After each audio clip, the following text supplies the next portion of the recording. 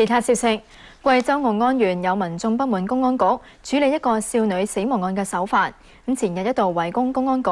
新華社話事件已經平息。由彭國柱喺貴州報導。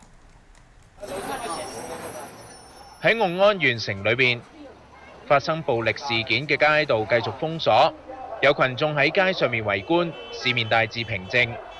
武警手持防暴盾把守，縣政府透過廣播又呼籲佢哋唔好出街。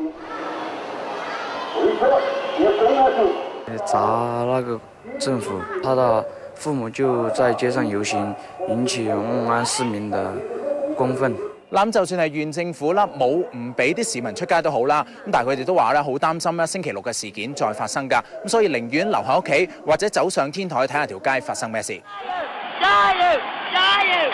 由網友上載分享網站嘅片段，見到當日有大批民眾喺公安局聚集，大樓着火，外面有汽車被推翻焚毀。人權民運信息中心指，公安曾經向天開槍，1個人死亡，100幾人受傷，200人被捕，其中30人係中學生。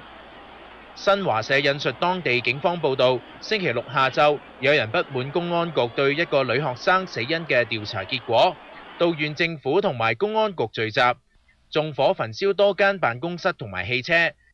可能有幾萬人嘛，他們去公安局討公道，公安用那個警棍打那些學生，那些學生就全部去幫忙，把那個汽油啊搶過來就倒在公安局裡面，就點火把它燒掉了。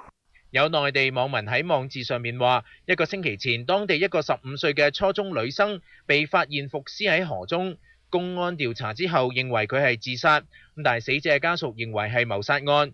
又指有人包被涉案嘅高幹子弟要求驗屍，但係被拒絕。無線電視記者彭國柱喺貴州報導。